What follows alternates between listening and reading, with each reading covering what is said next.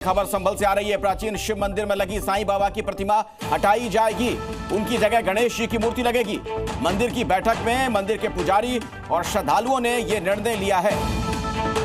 तो अभी का ये बड़ा अपडेट आपको दे दें। मंदिर के पुजारी का यह कहना है कि साईं बाबा का सनातन धर्म से कोई लेना देना नहीं, ये हमारे किसी भगवान के गुरु नहीं। संभल में कई मंदिरों में इनकी मूर्ति हटाने का फैसला लिया गया है। श्रद्धालुओं का कहना यह कि चांद मियां की मूर्ति मंदिर में होना हमारे लिए शर्म की बात है। ये मामला सदर कोतवाली क्षेत्र के मोहल्ला खेर स्थित प्राचीन शिव मंदिर का है।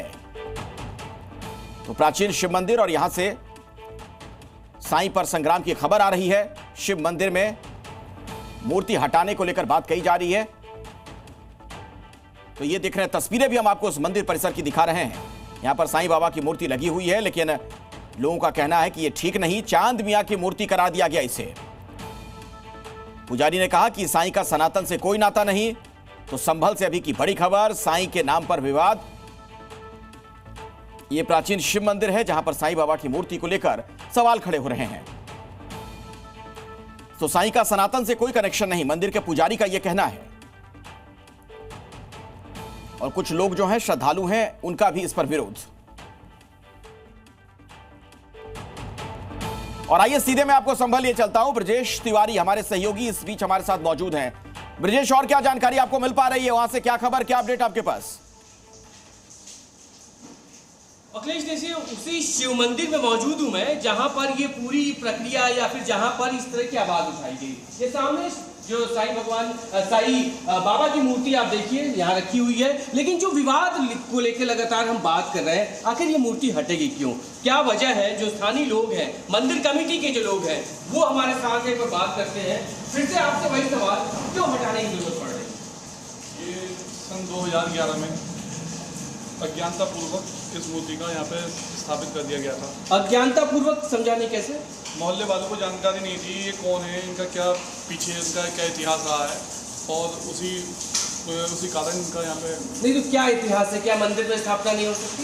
ये दूसरे वर्ग से आते हैं, तो इस वजह से लोगों को पता नहीं था। बाद में जैसे जैसे पता चला तो लोगों ने यहाँ पर पूजा अर्चना करनी बंद कर दी। जब इनकी यहाँ पे स्थापना हुई थी तो 1-2 महीने 3-4 महीने इनकी पूजा अर्चना की गई थी, उसके बाद बिल्कुल बंद कर दी गई। तो अब क्यों हटा क्यों रहे थे? अब यहाँ पे इनकी पूजा करने के लिए केवल एक ही व्यक्ति आते हैं, बस वही इनकी पूजा करते हैं, वो इनकी यहाँ पे आरती करते हैं, बाकी कोई नहीं करता। कोई पूजा नहीं करता? पूजा नहीं होती है। बात यह है कि एक ही परिवार के लोग आते हैं, वो इसकी पूजा करते हैं। और ये मूर्ति खंडित हो चुकी है। यहाँ पे गणेश चतुर्थी पे गणेश जी की मूर्ति आती है, वो यहाँ स्थापित होती है, पब्लिक काफ़ी होती है, परेशानी पड़ती है। अच्छा, मूर्ति जो खंडित हो गई है, जो आप बता रहे हैं कि ये खंडित का हिस्सा है, यहाँ खंडित हो गई है, तो जब साईं बाबा की मूर्ति है तो खंडित होने के बाद जब लगी तो दूसरी इन्हीं की लगनी चाहिए? नहीं, मूर्ति नहीं लगनी चाहिए यहाँ पर, क्योंकि इसमें जगह नहीं है। और दूसरी बात यह है, जब गणेश चतुर्थी पे जब मूर्ति यहाँ पे आती है गणेश जी की, तो बहुत परेशानी पड़ती है पब्लिक को। जब इसकी यहाँ पे कोई पूजा अर्चना नहीं हो रही तो उसका यहाँ पर रहना ठीक है। पूजा अर्चना होती ही नहीं है, इसलिए हटा रहे? जी बिल्कुल। हाँ।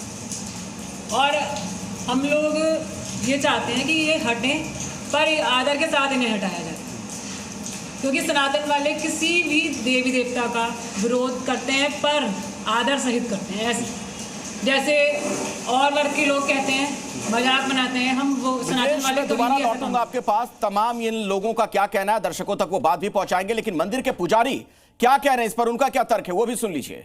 विशेष जी, क्या आपत्ति है साईं बाबा की मूर्ति से? जगह नहीं है ना, जगह की बहुत परेशानी है। अब गणेश जी आ जाते हैं तो यहाँ पे बिल्कुल जगह खड़े होने को नहीं रहती, ना सामने कुछ, इधर का मंदिर ढक जाता है, परेशानी काफ़ी है। उस वक्त ही बहुत गलती हुई जो यहाँ पे लगवाई गई है, यहाँ नहीं लगनी चाहिए थी उस वक्त ही। उस वक्त ही बहुत बड़ी गलती हुई है, क्योंकि यहाँ पे स्थान नहीं है। अब किसी भी मंदिर में, शिव मंदिर में कहीं देखो, इनके यहाँ पे तो कोई काम है नहीं। लेकिन और कई मंदिर हम लोग देखे जहाँ पे शिव मंदिर है, वहाँ पे तो मूर्तियाँ हैं साईं बाबा की। वो ये याद है कहीं पे हो ना, यहाँ पे कहीं सूरज कुंड वगैरह में है, वो कहीं पे कोई नहीं है, किस जगह भी नहीं है। जितने मंदिर हैं हमारे इधर सब देख लो, कहीं पे इनकी कोई जरूरत नहीं। शेष मंदिर है, वहाँ पर किसी पे भाई जब वहाँ पे इनका है स्थान तो हुई पे बनवाते हैं, और यहाँ पे कोई आता नहीं, ना कुछ खर्च करता है, ना कुछ मतलब बैठे जरा देर को भी, तो भाई जिन्हें पूजा करनी है अपने शिव जी महाराज की पूजा करके चले जाते हैं मंदिर में, बस। और अनादर है किस्म का, यह बहुत बड़ी गलती है। उस वक्त नहीं लगनी चाहिए थी, विरोध करना चाहिए था, क्योंकि यहाँ जगह ही नहीं है। साईं मंदिर के पुजारी जो कह रहे थे, इस शिव मंदिर के पुजारी, उन्हें आपने सुना, उनका कहना था ये गलती हो गई, ये मूर्ति यहां नहीं लगनी चाहिए थी। मेरे सहयोगी ब्रजेश इसी मंदिर परिसर के अंदर मौजूद हैं, उनके साथ वहां के स्थानीय लोग भी हैं। ये गलती लेकिन कैसे हो गई? अगर गलती कह रहे हैं पुजारी, तो किसने ये मूर्ति लगवाई थी? कुछ और भी जानकारी, कुछ और अपडेट अगर आपके पास हो ब्रजेश। देखिए, जो स्थानीय लोग और मंदिर कमेटी जिन्होंने अभी बात कही थी, उनसे दोबारा पूछते हैं। अभी आपने कहा कि अज्ञानता पूर्वक लग गई थी ये मूर्ति, कब इसकी स्थापना हुई, किसने कराया? ये अशोक राज जी ने अपनी बेटी के द्वारा अपनी पत्नी की स्मृति में यहाँ पे इनका स्थापित कराया था। उस समय मोहल्ले में किसी को इस बात की जानकारी नहीं थी कि ये दूसरे वर्ग, मतलब दूसरे समुदाय से आते हैं। और जैसे जैसे इस बात का पता लगा तो सनातन, अच्छा सबसे बड़ी बात यह है, हमारे भगवान राम के जो गुरु हैं, गुरु वशिष्ठ, उनकी भी मूर्ति हम मंदिर में नहीं लगा सकते। किसी गुरु की मूर्ति हम मंदिर में लगा ही नहीं सकते। तो यानी हटेगी, अब ये तय कर लिया आप लोगों ने कि हटानी ही है? जी, पूरी मोहल्ले के सनातन धर्म में अब इनका कोई स्थान नहीं है। कोई स्थान नहीं, इसलिए हट जाएगी मूर्ति? हाँ, हटना चाहिए, हटना चाहिए, हटना चाहिए। जो आप लोग भी यही कह रहे हैं, हटनी चाहिए मूर्ति, लेकिन हटे तो दूसरी मूर्ति भी तो इन्हीं की लग जानी चाहिए। ऐसा क्या हो गया कि उस वक्त सब ठीक था, उस वक्त सब ठीक था और अब हटाने ध्यान नहीं दिया उधर, उस टाइम ध्यान नहीं दिया। गणेश जी मूर्ति आती है, परेशानी पड़ती है, ये हटनी चाहिए ऐसे। तो कब तक तैयारी कर रहे हैं हटाने की? फिर 25 तारीख को हटनी चाहिए। गणेश चतुर्थी से पहले पूरा प्रयास है कि इसे यहाँ से आदर सहित हटा दिया जाए। लेकिन गणेश जी विराजमान हो, जिन्होंने स्थापना कराई इसकी, उनसे आपकी बात हुई क्या? उन्हें कोई आपत्ति नहीं? वो संपर्क में है हमारे, हमने आश्वासन दिया है कि हम इस मूर्ति को। ठीक है ब्रजेश, मैं आपके पास लौटूंगा दोबारा, आगे भी हम आपसे बातचीत करेंगे, इन लोगों की राय भी जानेंगे। लेकिन इस मामले में कुछ और जो धर्मगुरु हैं उनका क्या कहना है ये भी समझते हैं। कृष्णा शर्मा मेरे साथ हैं, आप साईं समर्थक हैं, आचार्य डीपी शास्त्री साईं विरोधी हैं, और आलोक मिश्रा भी हमारे साथ मौजूद हैं साईं समर्थक के तौर पर। सबसे पहले कृष्ण शर्मा जी, आप ही के पास मैं आना चाहूंगा, और मेरा सवाल यही, आप सुन रहे वहां के लोगों का कहना, कुछ लोग तो ये तक कह रहे हैं कि दरअसल ये चांद मियां हैं, इनकी मूर्ति क्यों हो मंदिर में? धन्यवाद। यहाँ पे मैं बोलना चाहूंगी, अभी जो एक व्यक्ति बोल रहे थे अज्ञानता पूर्वक हमने 2011 में ये लगाया था, अब इनको ज्ञान आ गया। इसका मतलब इस मंदिर में जितने बैठे हैं सारे के सारे मूर्ख बैठे हैं, जिनको पता नहीं है ये किताब जो पढ़ के जो जिन चांद मियां बोल रहे हैं, फिर उसके बाद आज इनको इतना ज्ञान हो गया, मूर्ति हटाने बैठ गए। और जो वो महिला है वो कह रही है गणेश जी की लगानी है, हमारी शिव जी का यहाँ पे मंदिर है, तो शिव जहाँ पे होंगे, शिवलिंग होंगे, वहां पे शिव परिवार होता है, अब गणेश जी की लाएंगे? ये सब बकवास की चीजें हैं।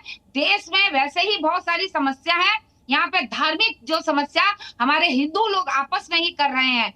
मूर्ति हटा के इनको इनसे ये पूछे क्या इनका काम धंधे पे असर पड़ रहा है? एक दो आते हैं, अब जो है माहौल के हिसाब से, अब देखिए गणपति आएंगे, चढ़ावा चढ़ेगा तो आएगा। चढ़ावे के चक्कर में पहले 2011 में पहले तो इन्होंने स्थापित कैसे करा? अज्ञानी लोगों को मंदिर में रहने का कोई हक नहीं है। आप पहले तो रखते नहीं, अब रखा है तो उनको हटाने के लिए सारे एक साथ हो गए। अरे नहीं, आपकी आपत्ति क्या है? अगर मैं आपसे पूछूं, दो लाइन में पूछूं कि आपकी क्या आपत्ति अगर ये लोग हटाना चाहते हैं साईं की मूर्ति यहां से? देखिए सीधी बात है, इनकी आपत्ति यही है कि ये हटाने का मकसद ही यह है कि भाई लोग देखा दुखी आजकल चल रहा है, चांद मियां बोल रहे हैं। अरे हमारी माँ को पता होगा हमारा बाप कौन है। आप कैसे होते, कैसे कहने वाले किताब पढ़ के कि वो चांद मियां है? किसी ने भी किताब लिख दी? चलिए जवाब दीजिए। डीपी शास्त्री जी बहुत देर से मुस्कुराए जा रहे हैं आपकी बातों पर। कृष्णा जी जरा उनसे जान लेते हैं। डीपी शास्त्री जी क्या कहना चाह रहे हैं? बताना चाहता हूँ, हमारे देवताओं की प्रतिमा लगती है। संत तुलसीदास हुए, तुकाराम जी हुए, मीरा हुई, कबीर हुए, रहीम हुए, साईं हुए, भगवान थोड़े हैं ये। भगवान नहीं, ये संत लोग हैं। संत को लोग मानते अपने भाव से। भगवान तो है जो प्रकृति के अग्नि है, वरुण है, प्रजापति है, इंद्र है, आदित्य है, नारायण है, विष्णु है, गणपति है, राम है, इनका प्रतिमा लगता है। और आपको बता दें, माननीय न्यायालय सुप्रीम कोर्ट के द्वारा ये प्रमाणित हो चुका है, जिसमें शंकराचार्य जी, स्वरूपानंद जी उसमें केस लड़े हैं, लड़ाई लड़े हैं।